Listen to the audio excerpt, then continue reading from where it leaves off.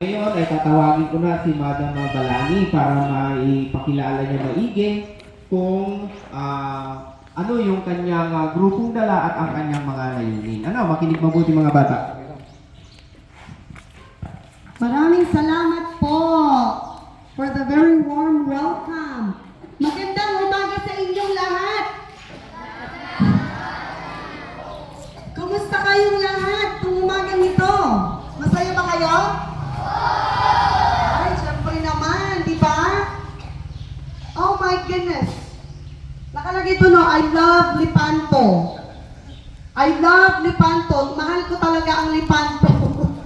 Marami akong memories dito sa Lipanto kasi may mga kamag-anak kami dito. Rinyon, di ba? Rinyon family. Yes, dito mismo. Yeah. So, nung bata pa kami, dito kami nagbabakasyon. Parang bakasyonan lang ito sa amin noon eh. I remember. Yes, yeah. Like, nung bata pa kami, parang ganyan lang kami kaliliit noon. I remember, nagpupunta kami dito. Ala, dyan kami tumatakbo. Kung saan kami gumugulong-gulong dyan. Gusto talaga namin dito kasi maski na anong gawin namin, parang okay lang, di ba? Dito sa Lipanto, parang I feel like parang nasa tabi tayo ng dagat. Ang ganda ng ng ihip ng hangin, grabe! Napakaswerte ninyo sa lugar na to, alam nyo ba yon? Oo, ang saya-saya, grabe, nararamdaman ko yung parang kapayapaan. It's very peaceful sa lugar na ito. Okay, so, naipakilala na ako. Ang pangalan ko is Balani Mertonietes. So, taga-Villasis talaga kami. Taga-Pulay Villasis kami. Pero, matagal na akong wala dito. 20 years na akong nasa Amerika. So, nasa Utah kami. I don't know, who has heard of Utah before? That is a state. State ng Amerika. Who is familiar? Meron bang nakakalam dito kung nasa ng Utah? Have you heard of California? Oh, siya nakarinig na daw kung saan ng California. So, ang Utah malapit sa California. Western state ng Amerika. So, ngayon, nagpunta ako dito sa Pilipinas para lang mamigay ng mga libro sa mga schools. At so, 20 years na akong wala dito sa Pilipinas, pero last time I visited it was 16 years ago. Imagine nyo ha, 16 na taon na akong hindi nakauwi dito sa Pilipinas. Pero sabi ko, if I'm going to visit, meron akong gagawin. I would like to be of service sa community kasi yun talaga yung passion ko. Kasi even sa Utah, I also do a lot of community service there. Pero dumating ako sa punto na, okay, I think mas kailangan ako sa Pilipinas. Sabi ko, like, this is where my heart is right now. Kaya sabi ko, okay, uuwi ako.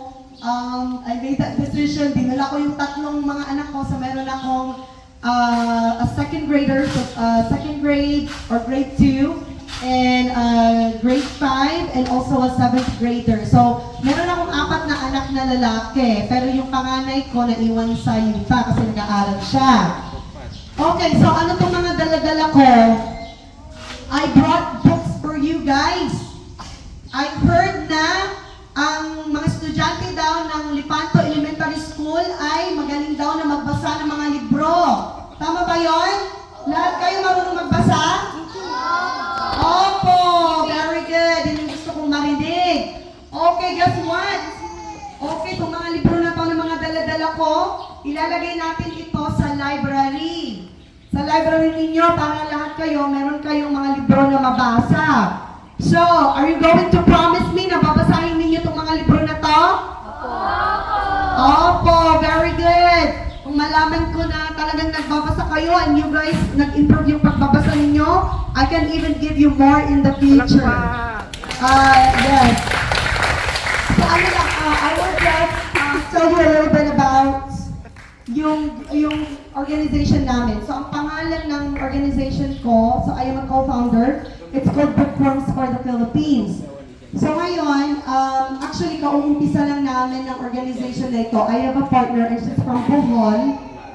We just barely started collecting books early this year, and we've had a lot of success. So buti na lang marami namang mga matulungin ng mga tao even in the US. So ang nangyari, we got connected sa director ng Librarians Association in Utah, wherein every time na meron silang close na mga schools permanently, so they call us, tinatawag nila kami, and we literally empty their libraries.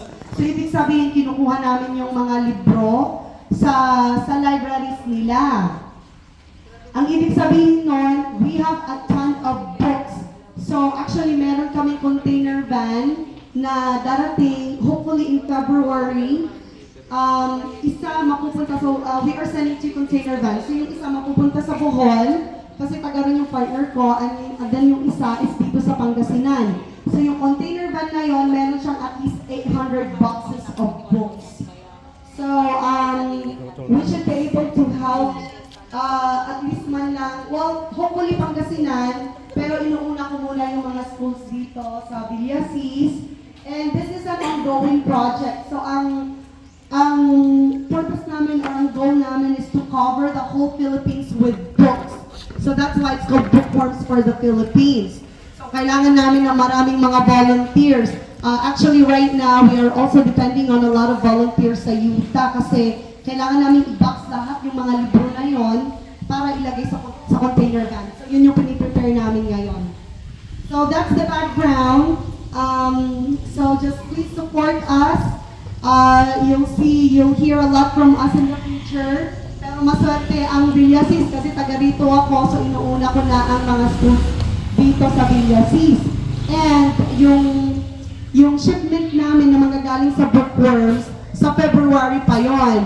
So itong mga libro na mga dala-dala ko, actually, sariling sikap ko yan.